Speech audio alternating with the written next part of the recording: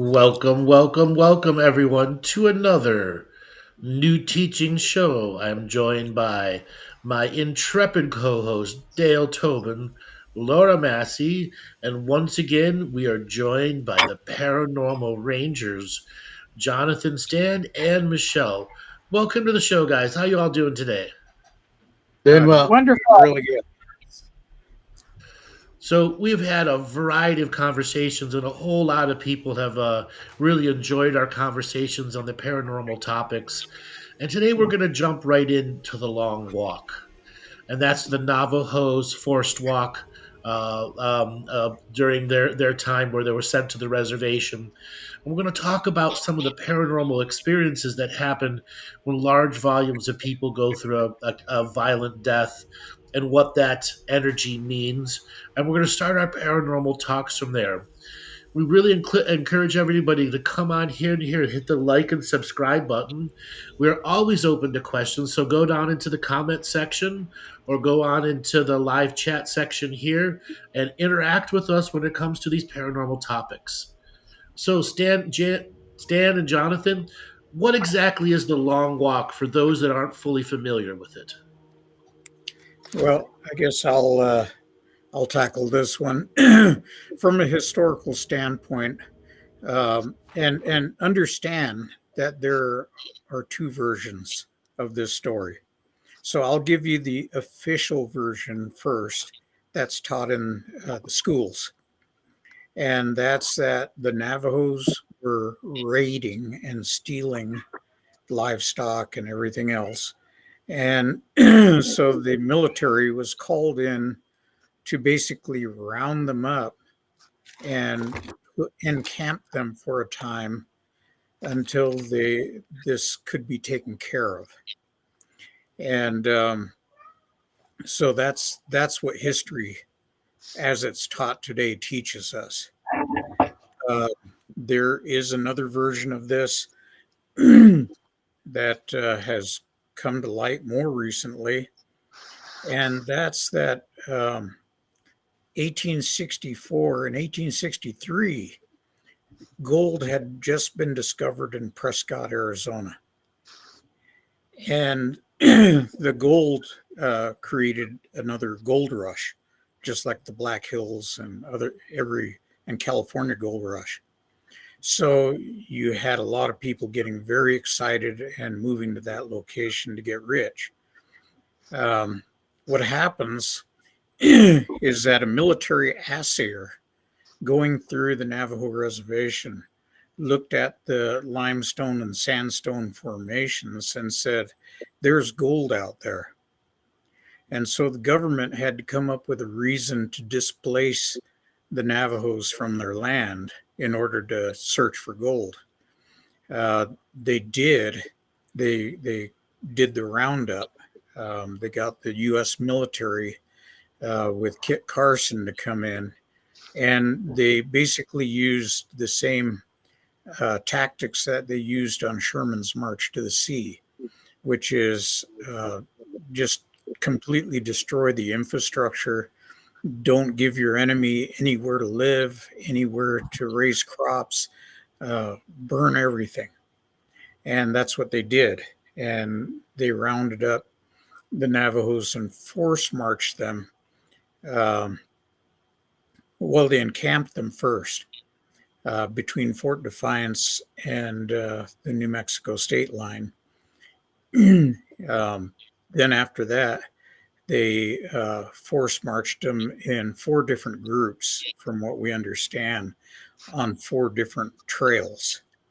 One of them actually went through Santa Fe, New Mexico, where the captives were paraded down the main street. Um, so there were a lot of people that died during the march. Uh, After several years of looking, the military found out that limestone and sandstone do not carry gold deposits, but that granite does. And so that venture was stopped. And there was a treaty that was offered in 1868. So they were in camp for a period of 4 years. Um, During that time, they even had cases where coffee beans were issued as commodities along with flour and salt and baking soda and things like that. And the Navajos didn't know what coffee beans were, so they boiled them and ate them. And a lot of them died because of that, because coffee beans are poisonous if you don't know how to brew them. So a lot of people died along the way. A lot of women were raped and murdered. A lot of young girls the same. Um, it was just a really horrible time. People were killed out of hand because they couldn't keep up. Um, so it was bad. It wasn't just this little picnic walk to another location. It was almost 300 miles. So there was a lot of trials and tribulation along the way. A lot of people were killed trying to escape from the initial point where they were encamped, and so there was a lot of death right in that area that is now in the area of Sabonito and Window Rock. So how many died roughly on that long walk? You know, I don't have the exact numbers. Stan, maybe you can speak to the numbers. I do know they estimate that 10,000 Navajos were force marched.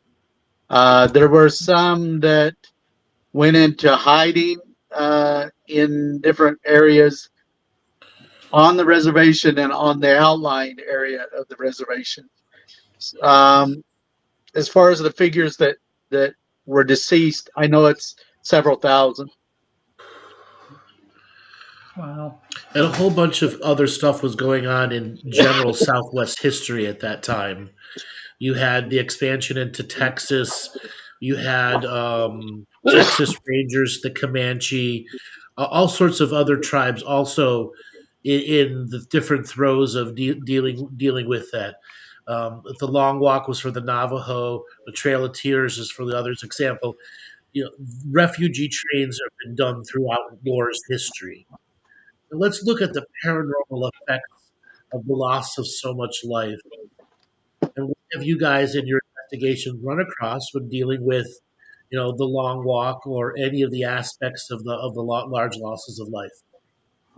One of the things is that um, with the Navajo, that is in and around the time of the Civil War, and as John mentioned, um, the way the Navajos were forced removed, they did employ the soldiers that were assigned to move the Navajo did employ a scorched, what is called a scorched earth campaign, where not only are the hogans or homes burned, the gardens are destroyed, the livestock are killed, um, even even even like fruit trees are destroyed. There and water sources are contaminated. So it was for the Navajo even to be able to return home in after 1868. What they returned home to was really nothing, because what they knew is their livelihood before the long walk. All of that was gone. All of that was gone. The other thing is, as they were marched from the current reservation area, um, like John said, many women were raped and girls were raped and killed. Elderly, they were also killed. The soldiers at times would uh, bayonet the Navajos simply to save ammunition.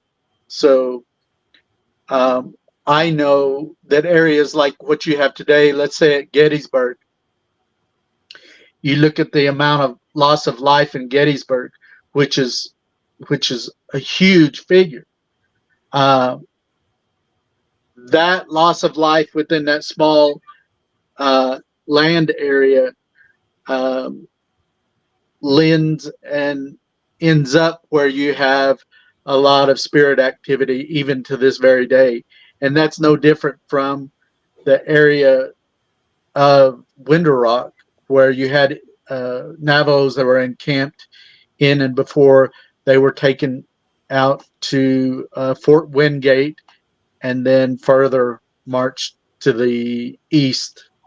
So yeah, all of those areas today, like the Capitol, all of the older BIA buildings, almost all of them, I would say, have some type of paranormal activity within those spaces. Have you done any investigations on those? I actually worked in that area, so I had conducted investigations uh, over the years, um, and some of those cases were really intense as far as the level of activity within the investigation. And matter of fact, there. Speaking of the Civil War era and the cavalry soldiers that force marched the Navajos, there has been sightings of spirits that are still in period dress from the 1800s. These soldiers, and matter of fact, I personally have witnessed this at one of the office spaces there in Winter Rock. So, Wow, wow, that's amazing. It's like being on the Civil War battlefields and seeing the troops come in through the mist of fog of the early mornings. yeah. Yeah, it's seen all the time. Andrew, it's really interesting. There's another I guess a connotation of it's called the Bosque Redondo. So there's one in the same with the long walk. The Bosque Redondo it's known for the name of the long walk as well. And when they went to Fort Sumner to their concentration camps, the Navajos were starved, as these gentlemen have indicated. But the really amazing thing after 1868 is we were able to come back and replenish our sheep and our lands. And once again, we grew to a quantity of being the people we are. We resolved the conflict. It wasn't spoken about, but as far as the paranormal, we look them as our ancient ancestors, that they're there to help us and guide us. And so when we have these experiences with the paranormal, the reservation, or in those areas, it's because we feel like our ancestors are there in our behalf.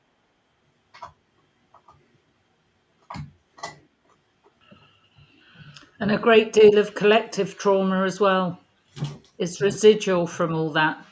Mm-hmm. True. With the Navajo Nation. I know the other Is it- nations as well, but with the Navajo. Is the long walk taught in schools much in America, in like elementary schools?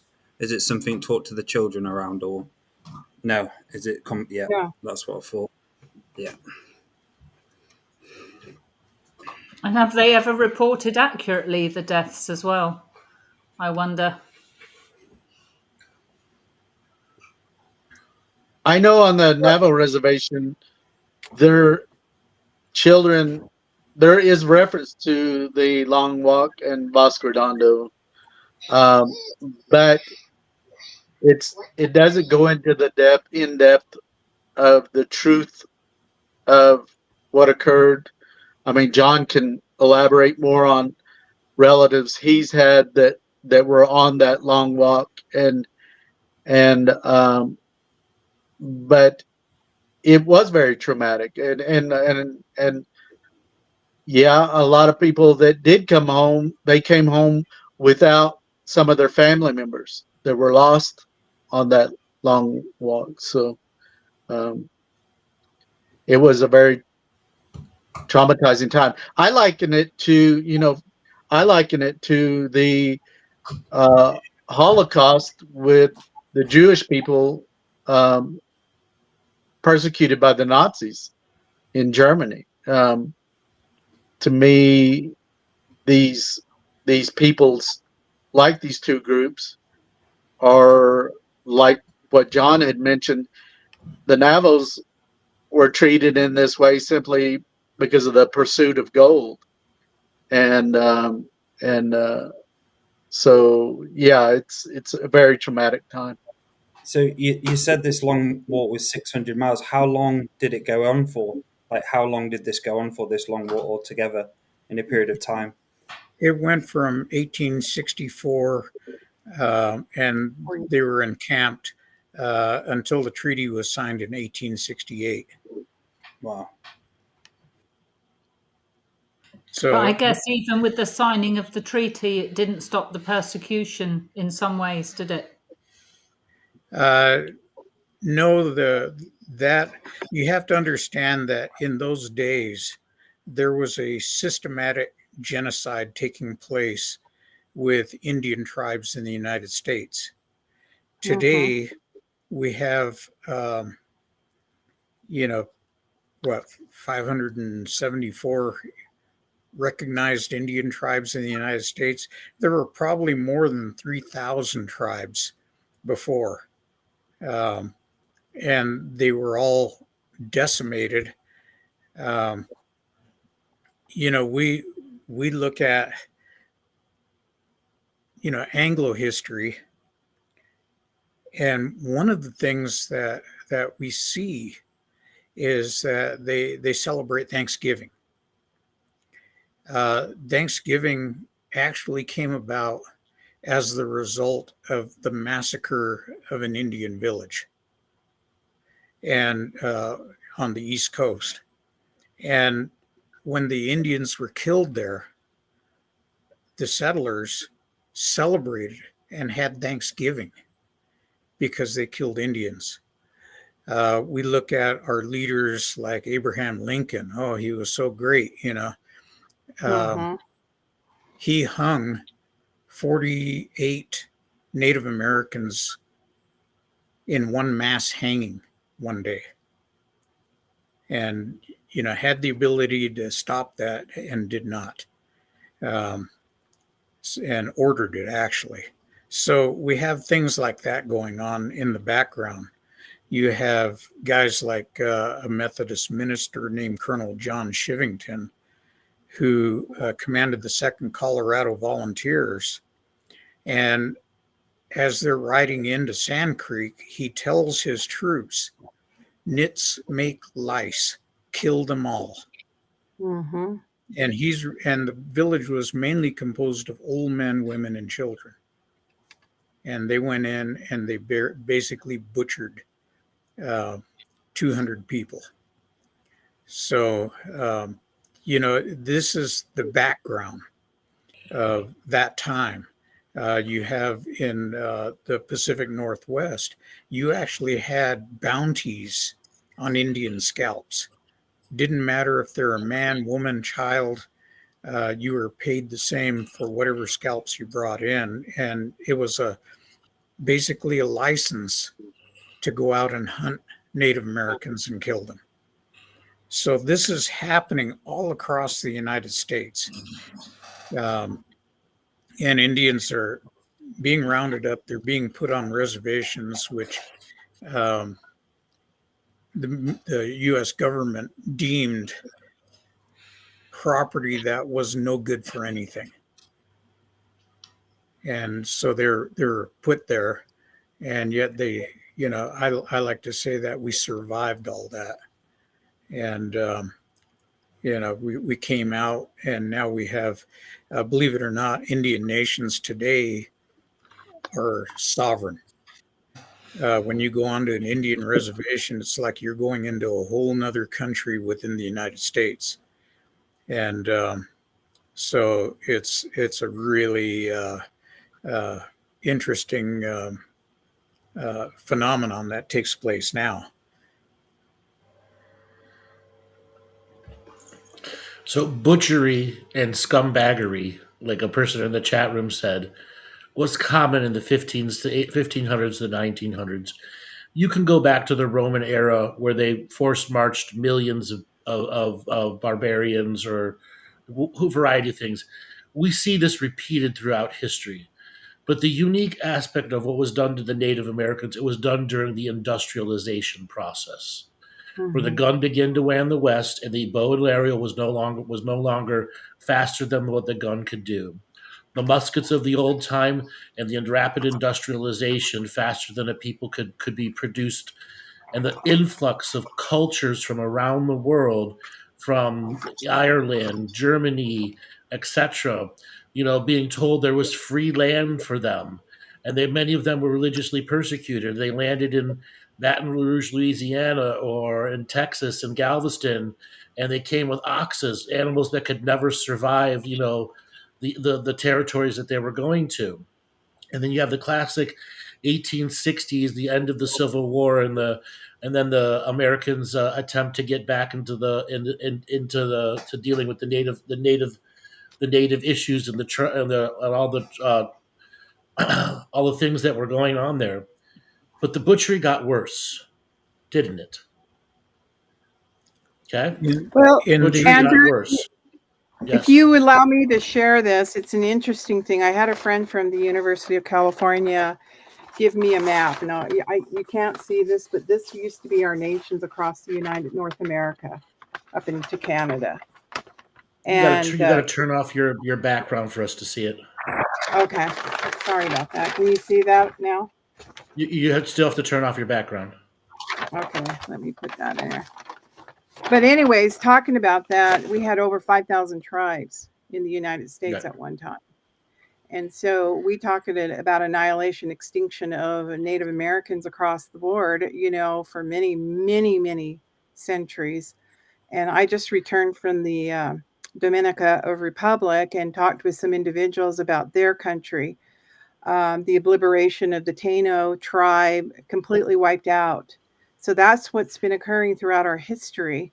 And, we're talking about a segment here of the Bosque Redondo, the Long Walk, just a short term. And then just in short time, we as a people can be obliterated. And I think, like you were saying, the traumas, the heinous acts against Native Americans, we were supposed to be wiped out, but we survived. We are strong people. The Navajos, the remaining tribes that are here, the 550 tribes that are here today, are strong, and we're not going to be obliterated. And we're taking back our lands. I had this discussion with somebody from Canada while I was on my trip.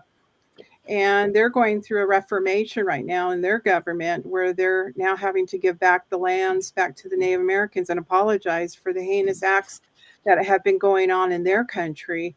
And we're getting the same thing. And so that tells us even today we're still dealing with the past.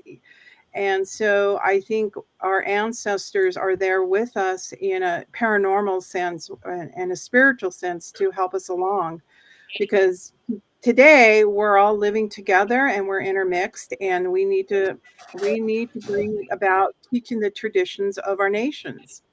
And I'm just letting you know that I'm not on a rant. I'm just basically saying that this has happened, and now we're coming to a healthier time in our nation's history.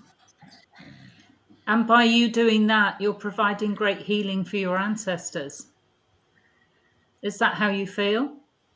Yeah, I do. I think we have ancestral traumas. I think we are, just even talking about it. The Navajos for a very long time shared orally amongst themselves the trauma of what happened to them, but they never shared it with the world. And I'm going to not promote my grandmother's book, but after the Bosque Redondo, she does, here again, I got to turn off my background.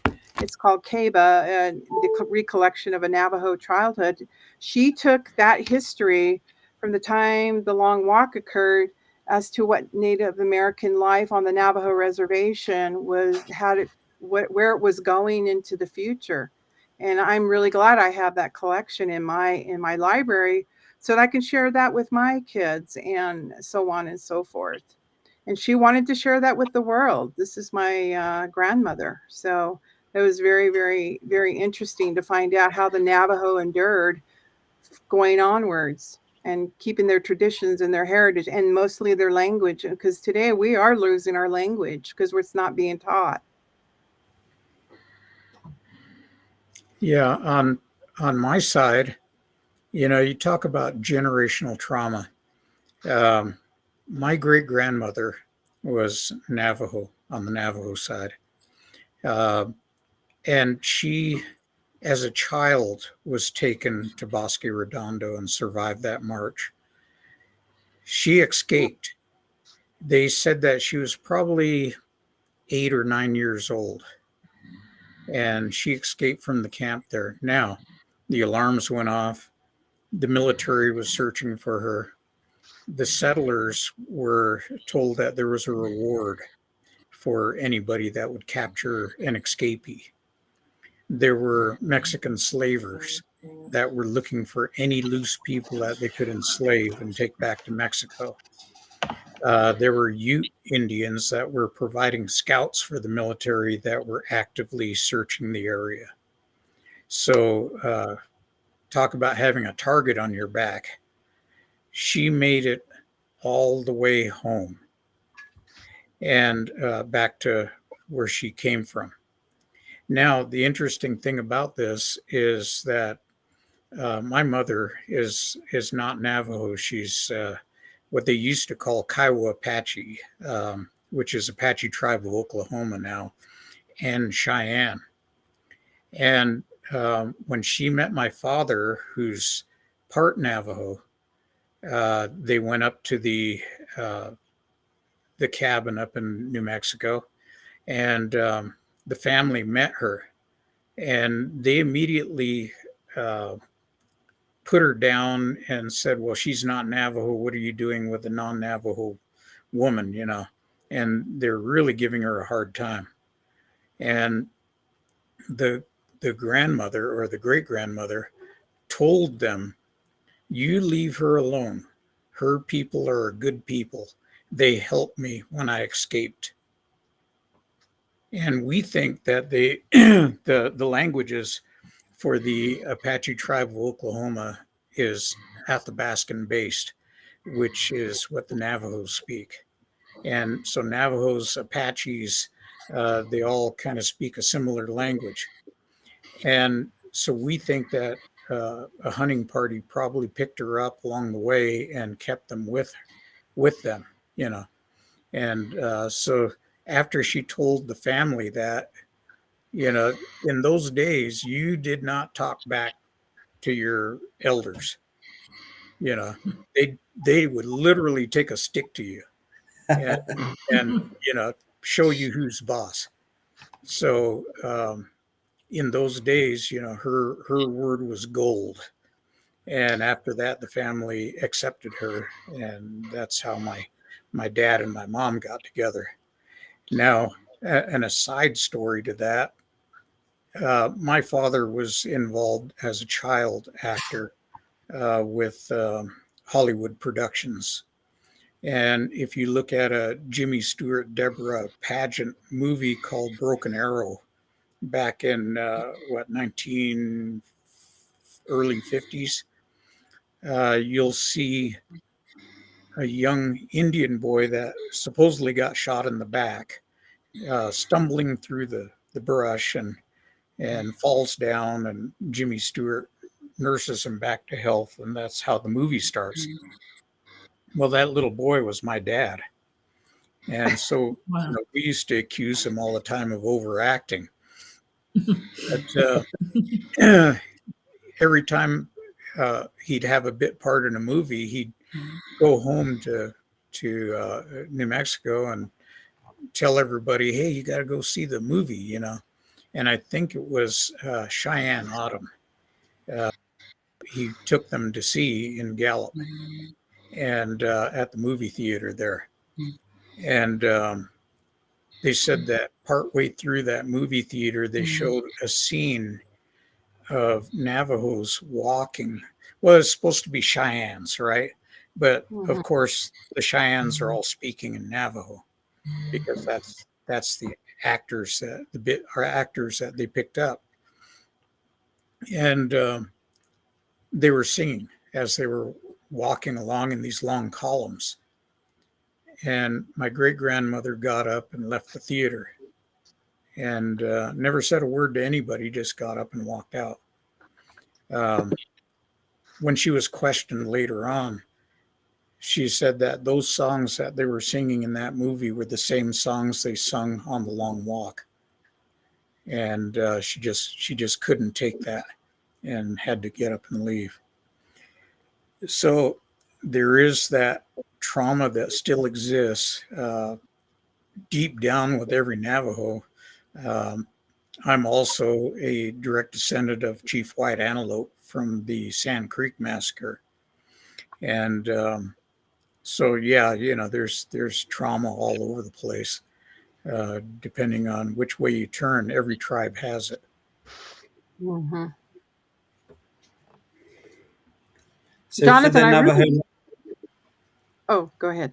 Go ahead. I was just going to quickly ask, so for the Navajo language, is this still being taught today then to the future generations?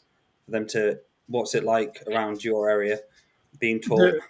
The Navajo language is in some schools being taught. Yes. However, you have to understand that after the Navajos came back, part of the treaty said that they would send their kids to boarding schools. Uh-huh. This was a government plan at what they called assimilation. The idea was that if you sent the kids and took the Indian out of them, washed their mouths out with lye soap every time they spoke their language or beat them, and taught them to hoard things and collect things, you were going to be basically changed into an Anglo, and you would lose your culture, and you would intermarry outside of the reservation, and no longer that tribe would cease to exist. So this was the great plan. And they shipped students all the way to Pennsylvania. And now we're finding out today that there's massive graveyards that are being discovered in Canada and in the States of children that were either murdered due to sexual things, or just died because of disease, or even in some cases heartbreak. And as a kind of a humorous thing, I really wondered when we defeated Iraq in the last war that we had, I was waiting for them to recruit all the BIA teachers and send them to Iraq and set up boarding schools over there. And already got the system set up, and they could house the teachers in substandard housing and create boarding schools that were, where the kids were beaten until they lost their language. And so I used to laugh about that, thinking about, wow, this is almost the same thing, but they didn't do that. I did attend a junior college in Kansas, 89 through 90. And one of the things that occurred with me was that, so Haskell, at that time it was an Indian junior college, it had been used as one of these institutions like what John's talking about, one of these more or less what evolved into a boarding school. There'd be children on the different reservations. There would be agents that would come out and actually, really, they're just kidnapping children. They're not asking the parents, getting their permission. They're just basically, when they encountered a child, the child was taken and later shipped, I would imagine by train and other means, to these institutions, usually further away, like the one they had in Kansas.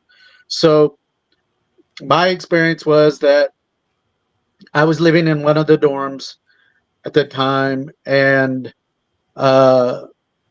one night I ended up waking up, and I was sitting in one of those graveyards that's adjacent adjacent to the college.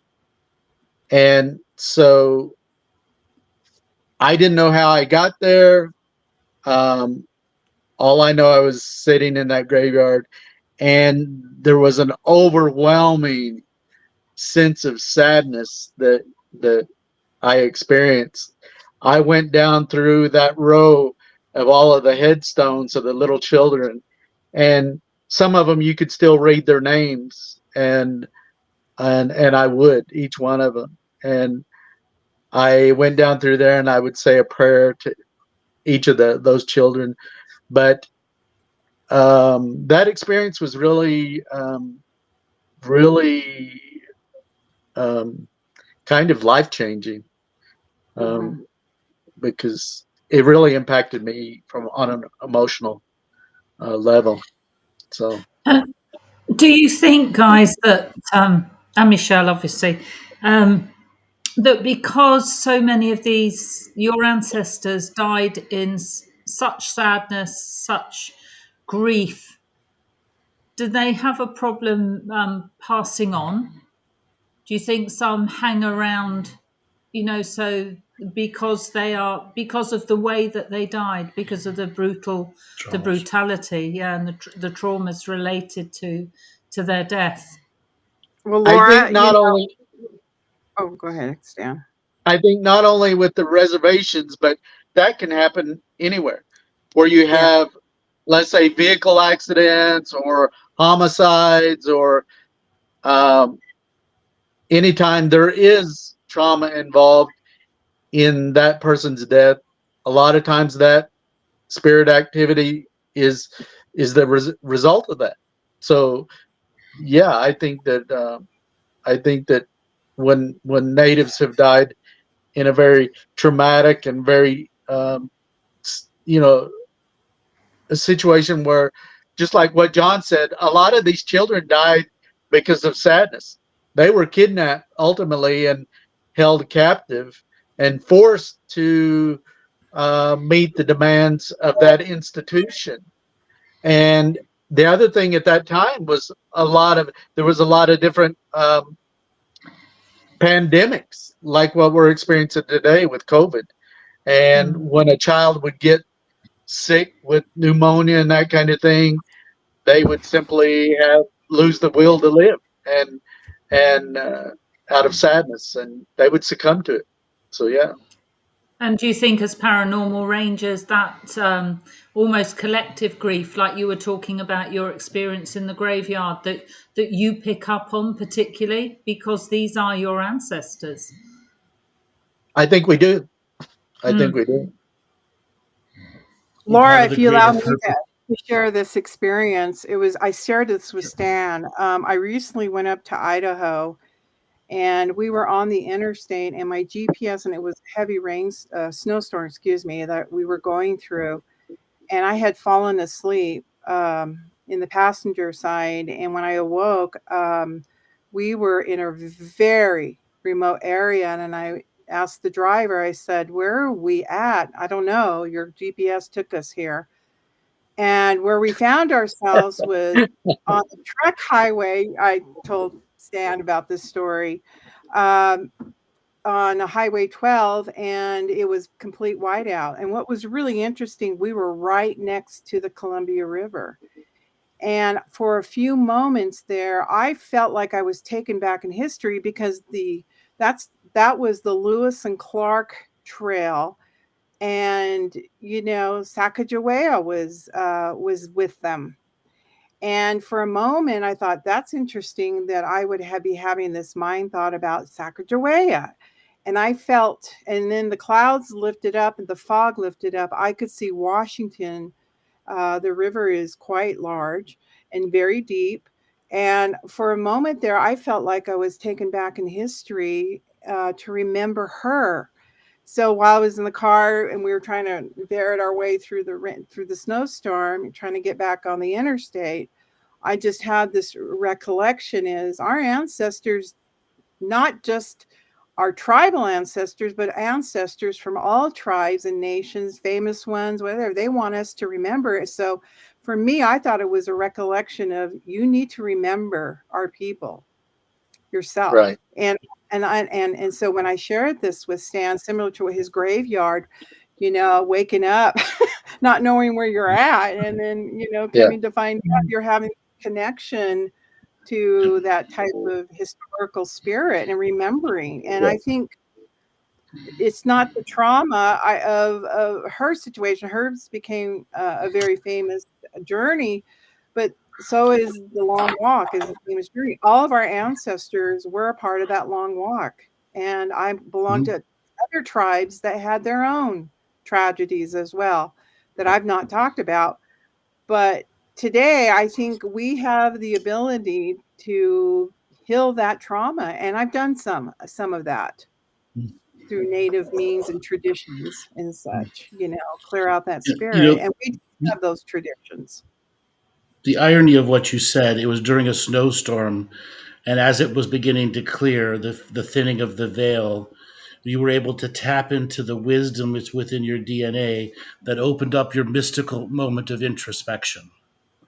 Introspection about what is, was, and could be, and how that interacted with you. Mystical experiences like that have been happening to humans since the dawns of humans' birth. But the irony of happening in the ancestral lands, on a moment where your sat nav took you the wrong way. So was your sat nav taken over by the ancestors? I would believe it was. You had to I go do there, know. have that I do know. experience. I do know spirit can definitely affect electronics. Digital equipment. In some of the investigations I've had, there is a direct manipulation by spirit of electronic devices. So I just wanted to comment there on that. The other thing is, I can't make a trip from here on the Navajo Reservation to Albuquerque and back. I can't make that trip without thinking about the Navajos that made that walk. I just can't do it. Every single time I make that trip, I can only ponder the people that travel that corridor on foot. Is your remembrance and honoring of them so that they're not lost to the veils of history? For your own I way, in your own way? I usually say a prayer, every time that I go through there and I experience that sixth sense that John and I have developed, and I know Michelle has that too, over the years. So, yeah.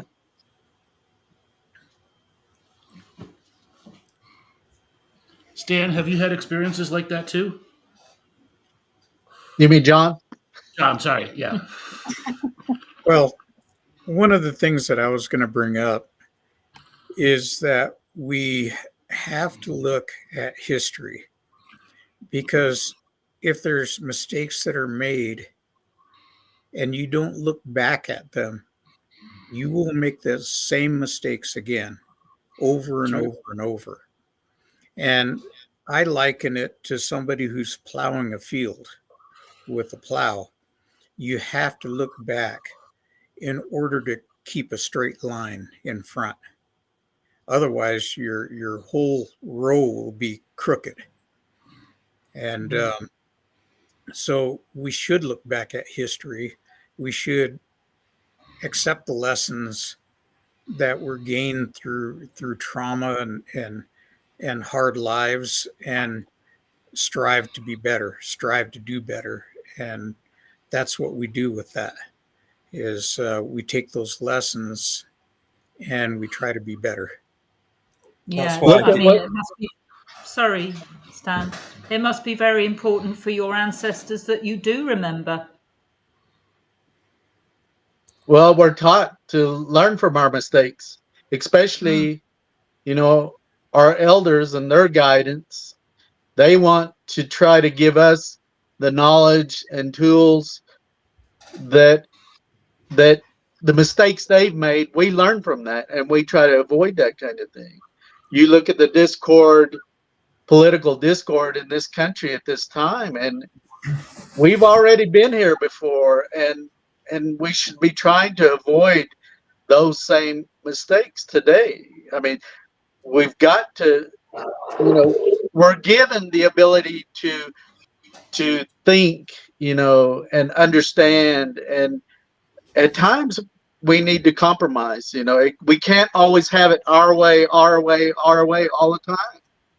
It's about a compromising. And you look at in history the traumas that have occurred in this country in the past, and it just seems like instead of standing as Americans all together and supporting each other, we're pulling each other apart. And these other countries that are enemies to the United States, they're laughing and they're enjoying this. They're looking at America, and because if something did happen in this country, a major conflict, they're going to swoop in, and they're going to, because of we're vulnerable, they're going to take advantage of that. And we're not seeing that right now, and it's a shame.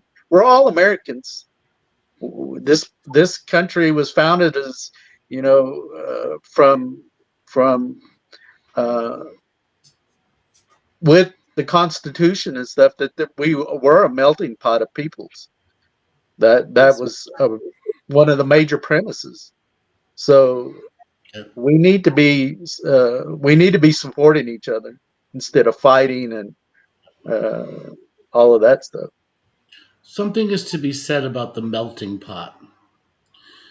Canada is not as much as the melting pot of the United States. Canada has a whole different journey of immigration versus the United States. You have the East Coast, the Irish, the French, the German, the Prussian, the Italian, the Greek, the Middle Eastern, from the late 1700s into the early 1900s, and then just around Prohibition's turnaround, where there was a slowing of the immigration to America, and many left America. Then you have the West Coast, where all the Pacific Asian communities who went through their own terrible times in their own countries to come here as indebted slaves. We are that melting pot. And as it gets more and more refined as a melting pot, it's hard to tell us apart. And like you said, we're all Americans, founded under an ideology of a constitution that gives every man, woman, and child unalienable rights. Right, For as much as we may say about America now, it is still the only country in the world that has that in its constitution.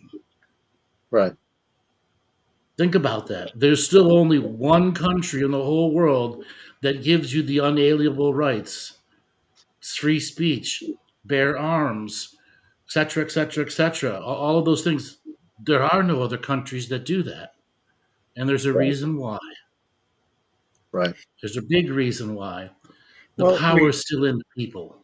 we also have to be clear that they say that people originally came here to escape religious persecution, and this was a political move by their governments that said you have to be this, you have to be in this religion.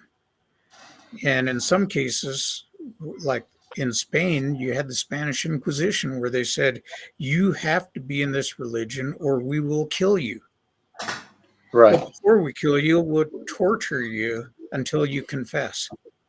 Mhm. So you have this background going on, and understand that America really is not, I should say the United States is not an actual melting pot as we think of it. The United States is a stew pot. Stew You pot, can even better way to describe it. Yes. you can go and find communities of Armenians, communities of Vietnamese, communities of Italians and Germans and everything else. You go in there and you think, oh my God, I went to Germany. Mhm. It and it's just like that all across the United States. And this is why assimilation did not work, because Native Americans just, wouldn't allow it. But, um, getting into this idea of religion, a lot of people today say, well, America was built on Christianity. It really wasn't. There was one or two people that signed the Constitution that would be today considered Christian evangelicals.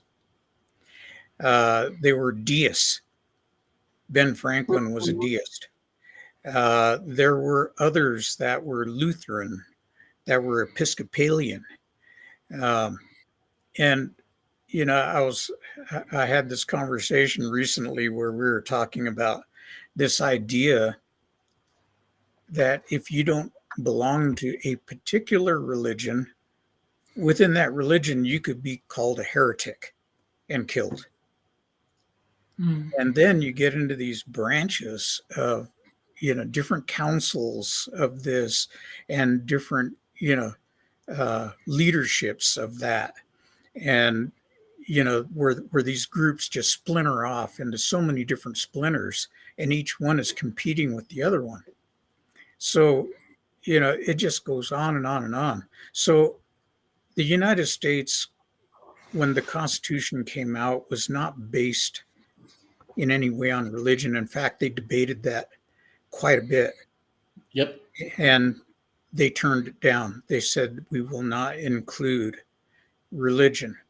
So people say, well, why do we have "In God We Trust"? Why do we say "One Nation Under God" in the Pledge of Allegiance?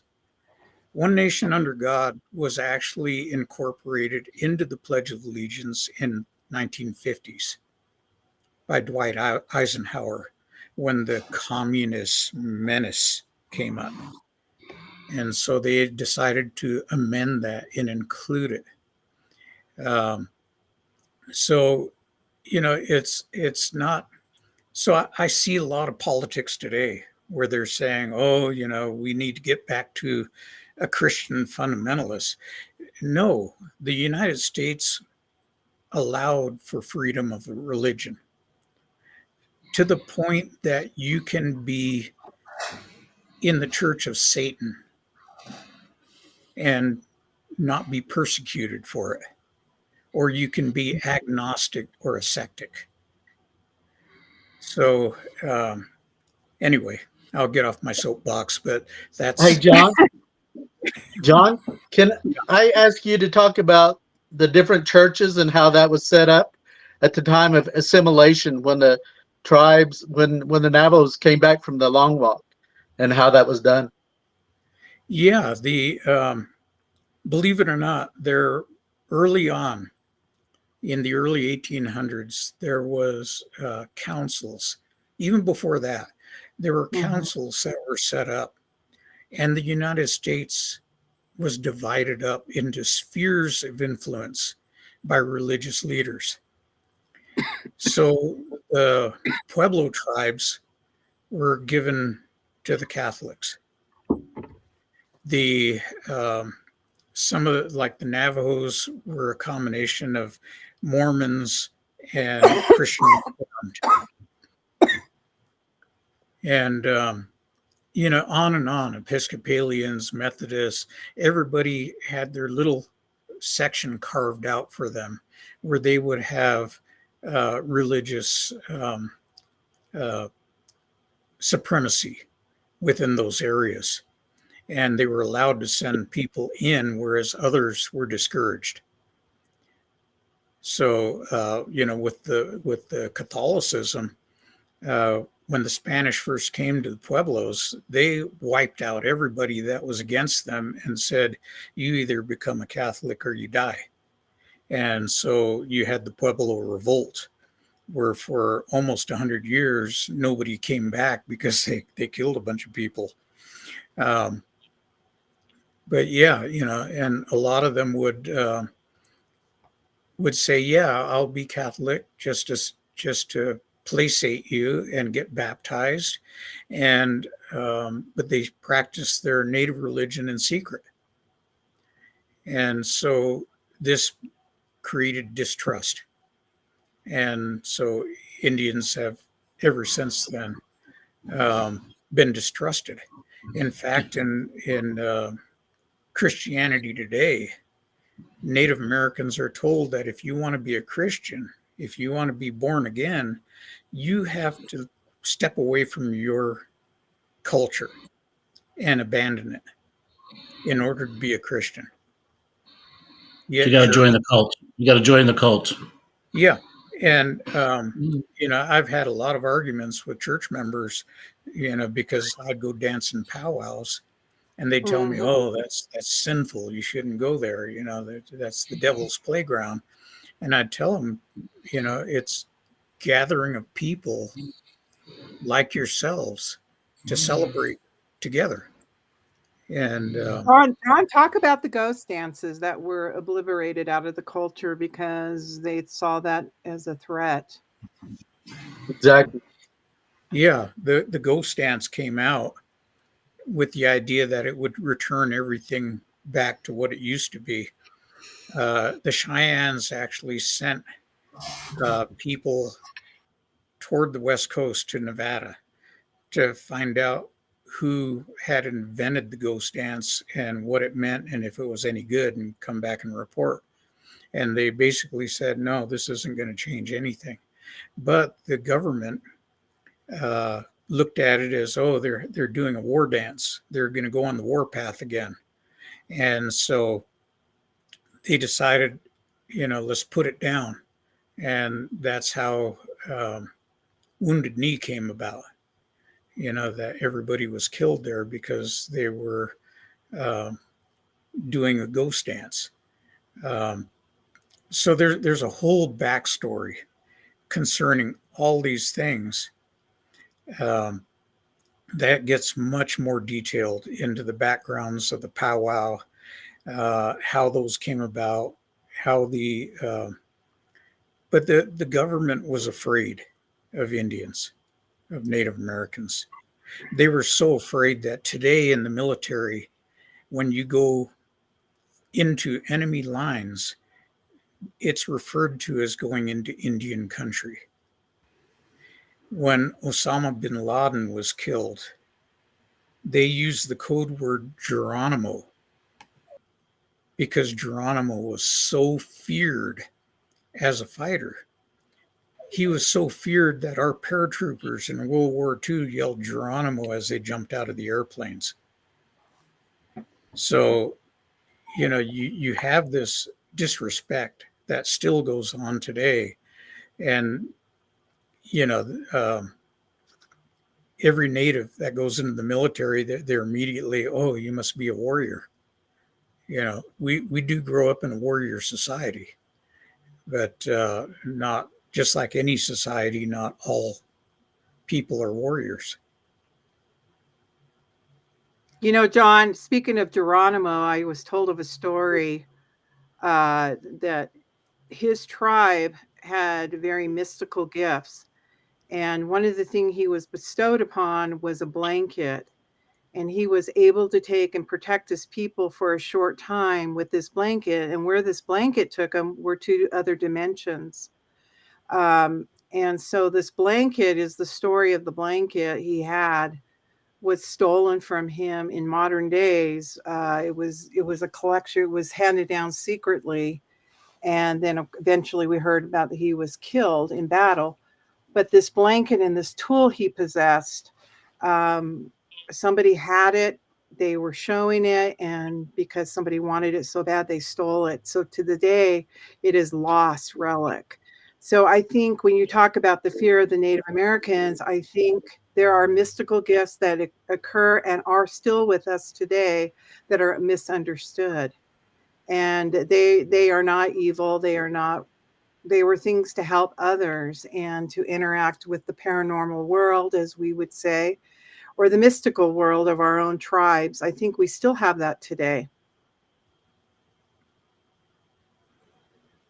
Yeah, and then one of the things that also happens is that a lot of these tribes in the United States, they do not speak the same languages. Some of them are hereditary enemies, just like France and Germany, that are enemies from way, way back into the Dark Ages. Um, the government would pit tribes against each other and create divisions among them.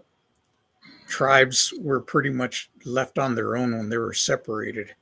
Before, my great grandmother, she could speak 7 different languages. If you go to Europe, people over there speak different languages. They speak German, they speak French, they speak all these other, national language, Spanish. And yet we say, oh, gotta speak American here. So there wasn't a coordinated effort. And when there was, when you had tribes like the different Sioux nations, the different, the Cheyennes, the Arapahoes, the Kiowas, the Comanches, all getting together and showing up at the Battle of the Greasy Grass, which is known as Custer's Last Stand. Then you saw Native Americans actually coordinated. But before that, they would pretty much pick them off by themselves. And, it was just as that's how the times were. And understand that the government, in dealing with tribes, did not know the difference between Indian tribes. So when you had stuff going on along the Arkansas River, where raids were taking place, the government would attack any Indians that were in that area, even though they were friendly. Sand Creek is a good portrayal of this, because the natives there went to the governor of Colorado and said, where can we camp? We're friendly.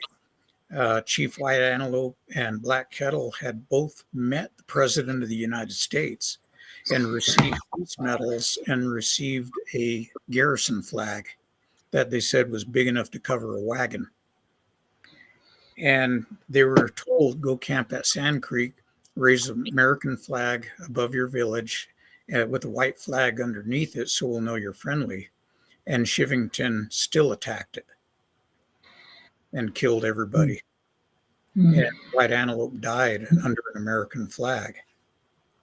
So, they just didn't differentiate that, oh, this was Sioux that made this raiding party, or that this was a different tribe. They just said, oh, they're all brown skinned, so let's kill them.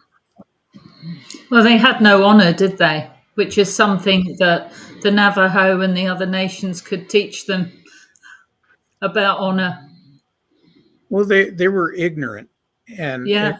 and ignorant in the truest sense of the word. They just didn't know, and nobody was taking the time to learn.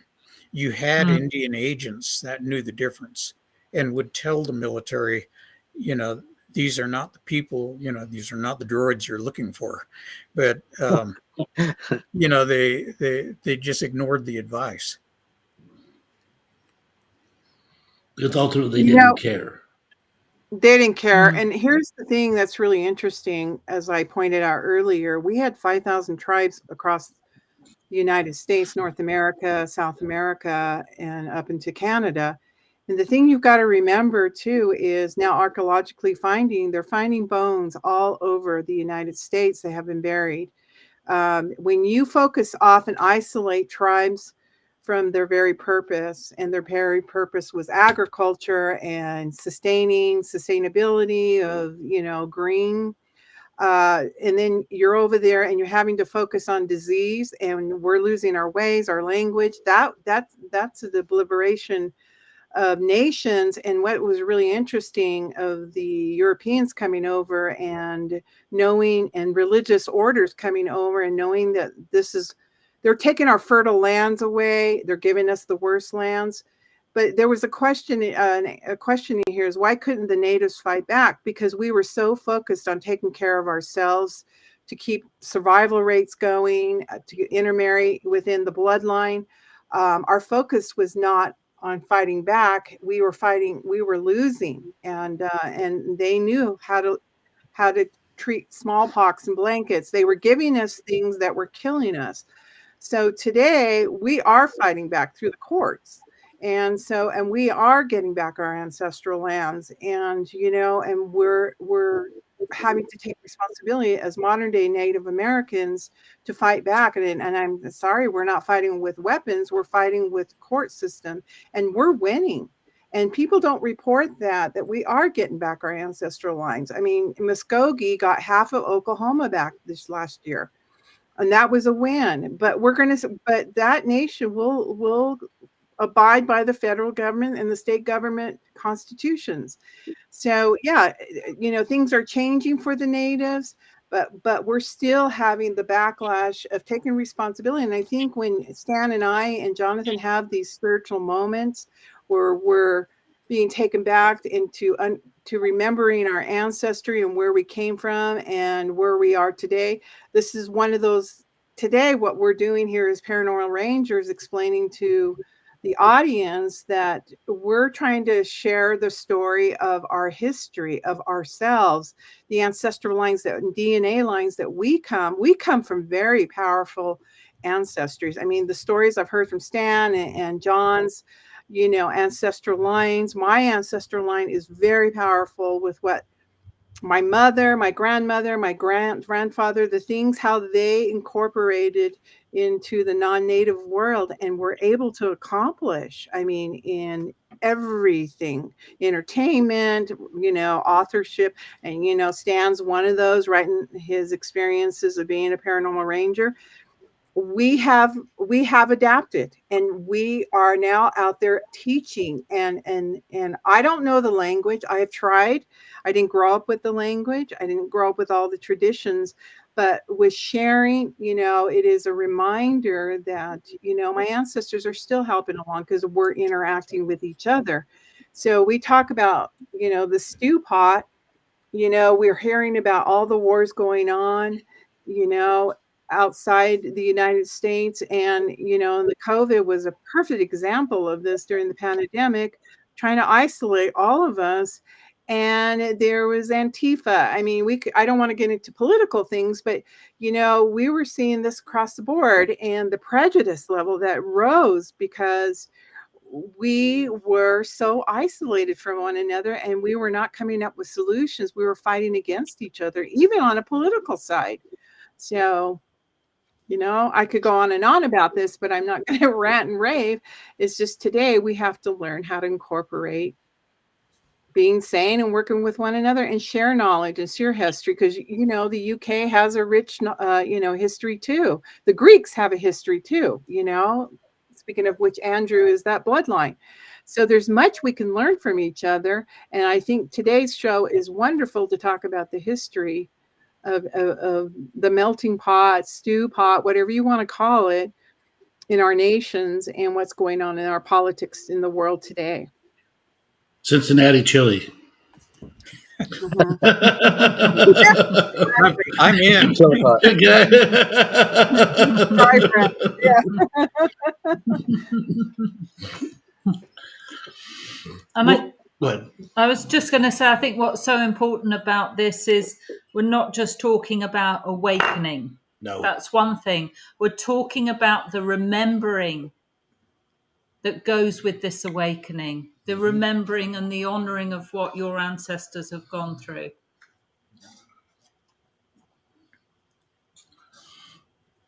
Yeah, one of the things that me and Stan have always talked about and said with the idea that there are haunted locations around Window Rock, San Benito, all the way up to Fort Defiance, and other places on the reservation. We, as a human, are composed of energy, and energy cannot be destroyed. it can change state, but it can't be obliterated. And we started thinking that maybe, and this is just speculation on our part, we talk about the soul, the person that dies violently, that maybe some of that energy attaches to inanimate objects like rock formations and the ground and things like that.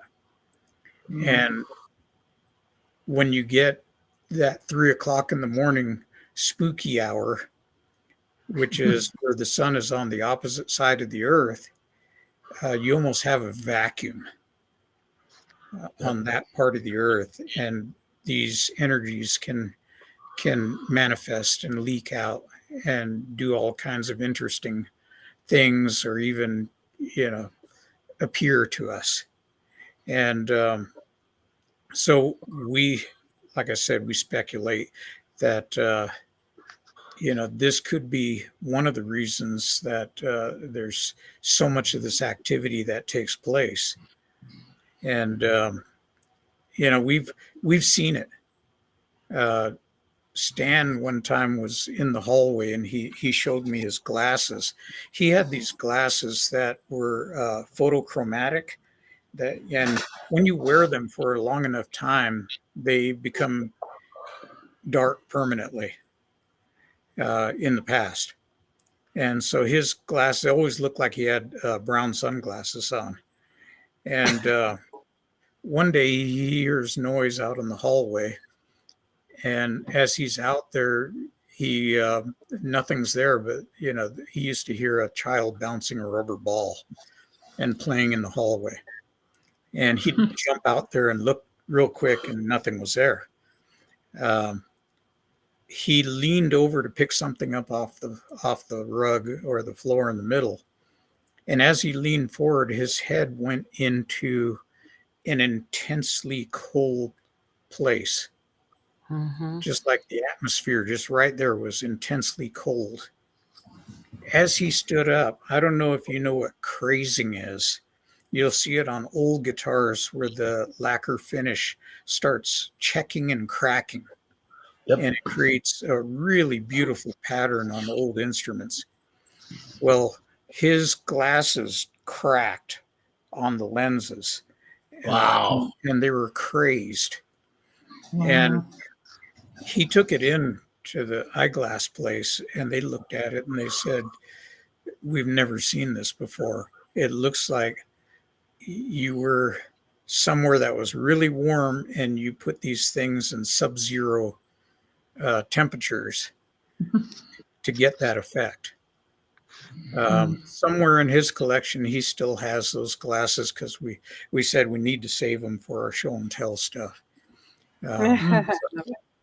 But yeah, that happened to Stan, and just tells us that there's something more to this than meets the eye, and there's a big difference.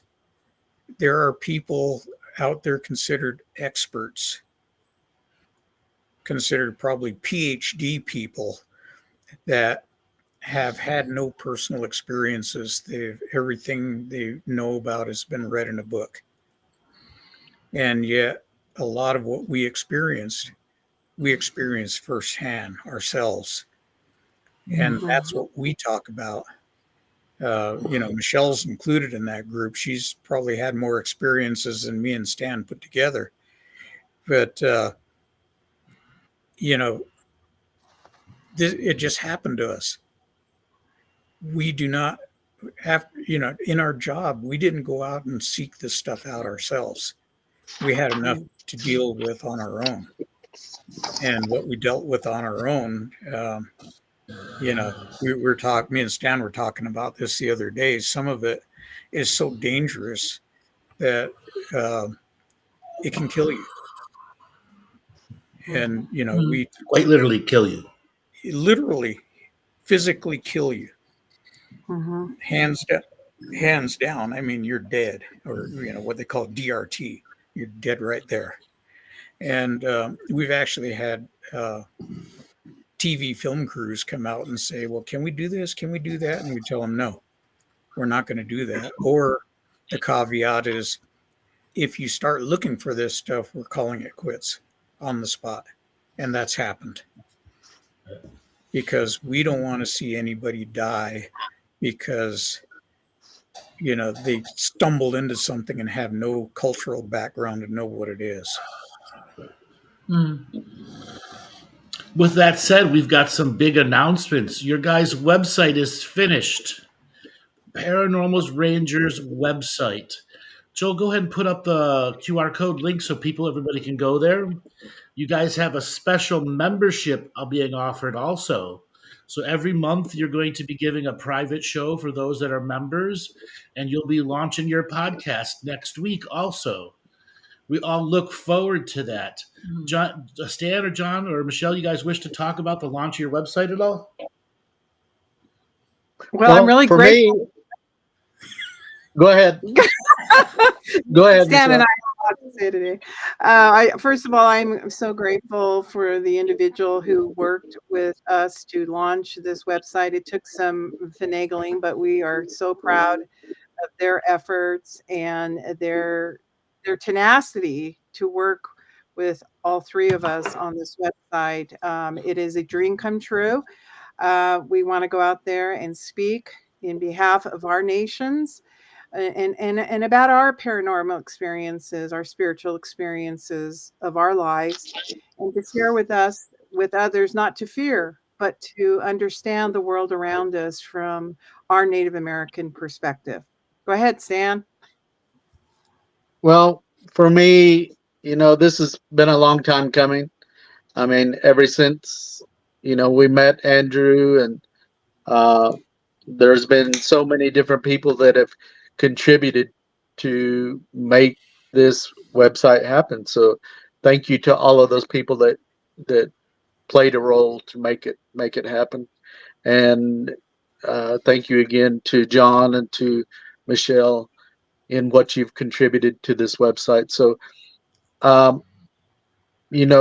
earlier it was mentioned the word awakening and remembrance. And I think we are at a point today in time where we need to start addressing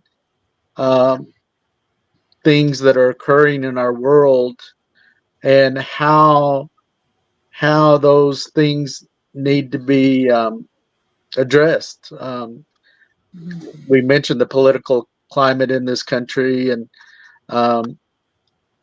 so even between the three of us, we are all Native American, but each of us comes from a unique and different background, and we bring something unique and different to this whole project, and it's exciting. I think in this time where we're at, we need to start looking at the things that are going on, like the UAPs or UFOs, and the contacts, like the Miami incident and the Las Vegas incident. These things are happening in our world, and it's happening now. And so these things need to be discussed. And so I'm excited, very excited. Yeah, for me, what I can say is that when we first began this journey, when me and Stan were doing these investigations and we were first asked to speak, we were both kind of like, really? I don't think anybody wants to listen to us. And as we went along, we did different podcasts. We did speaking all over the country. We got to go to Scotland to speak. And we remain true to our roots. We're not trying to be anybody. However, the stuff that we talk about, we're not making it up. We're not sensationalizing it. And you, the people that are out there watching this, are the ones that made this happen. And I want to thank everybody that's on their, watching our decrepit faces, that you guys are really the ones that have made us successful and will continue to make us successful. Michelle, any last words you'd like to say about the website? Some of the I think future plans you guys might have for it? Yeah, we're looking forward to announcing a huge event that's coming up in the year to come. Looking forward to announcing that next week. And really been wonderful working with you, Andrew. I've been working with Stan and Jonathan. We have all encountered many obstacles that have tried to stop this venture, but we just keep persevering, as you know. Whether it be people's schedules can't meet up or we gotten ill, but we ferreted through all of this, Andrew, and thank you once again for believing in us as Paranormal Rangers and making friends of the Andrew Bartzis show. Thank you. Well, it's Also, been a a pleasure. shout out and thank you to Andrew and Morgan and Joel and these people in the background. They're putting in a lot of hours to be able to contribute to this and make it work. So thank you. Dale, thank you. We appreciate everything that you guys have done to make this a success, and I think it will be a really big success. And can I just say it's an absolute honor listening to you, and all your stories are coming from heart and experience, and it's just and that's the uniqueness of you, is just all your stories and what you're saying is from your own personal truths and stories, and it's an honor, really. Thank you, guys. Thank you for all the times and hours of me listening to you like, what the fuck? This is crazy. Thanks, Dale. You're welcome, Dale. I love Laura. And I just too. want to say, I love your spiritual aspect because there's so much more we could talk about on the shows when it comes to healing and spirit. And I appreciate your input.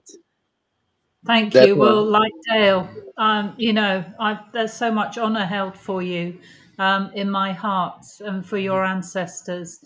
And I think the world needs to hear your story. And I think you three are the three to tell it. Yes. Thank you. Thank Now you. we have another big announcement. While the Rangers website was built, we were in the background thinking, building, collecting, and putting together a 14-day Scotland bus tour that will include the Paranormal Rangers and us here at the Galactic Asturian Symmetry of Health and Two Feathers Medicine. It will be an all inclusive 14-day experience where we'll be stopping at hotels for extended periods of time, where all of us will be giving little mini speeches, conferences. We'll be in a set of two buses, and there's a very, very high potential that a camera crew will be going with us, which will be filming the pilot episode for the Paranormal Rangers. All of this is in the works. If you're interested, contact Laura. Laura, give your email. Yeah, Laura, two feathers with the number 2 at gmail.com. And understand this will be July 1st to the 15th, 14th, 1st to the 14th. And we have some special deals that will be coming up as we launch actually the rest of that stuff. We just had to wait for that website to get done, but we are announcing Scotland will be happening in 2024. If you're interested, contact Laura, two feathers at gmail.com, the number 2. And we will be back tomorrow with the Friday night game stream. For all of you who are looking for a little bit of entertainment, come and join us there. Now, the Paranormal Rangers can be found at the Paranormal Rangers brand new website. Yay! So please go on over there, look at some of their videos, sign up for their membership, and give them some love, guys. Dale, give a way for people to get a hold of you. So if you like any psychic surgery or soul retrieval sessions, head over to daletobin.com. I'm also going to be offering some new treatments very soon, so keep a lookout for that. And thank you again, everyone. Thanks, Laura? Dale. Thank you, Dale. Thank you. Yeah, Laura, two feathers at gmail.com. If you'd like to sit with me around the ancestral fire and connect to your ancestors, if you want a private session, please contact me. And you guys know who I am. You go to my website, andrewbartzis.com. We have a brand new automated booking system linked up to the website if you wish to have sessions for me. We'll also be starting our level 1 and level 2 mentorship for 2024, which will begin in the beginning of April. So you have about 2 months to sign up for that. With that being said, everyone, amazing show. I look forward to many more of these conversations, whether it's history, reality. It's not always the paranormal. The truths that came out in this show were very touching, very expansive, and I look forward to many more ways of us exploring the potentials of life in the future. Thank you very much, guys. Thank you. Thank you. Thank you. Thank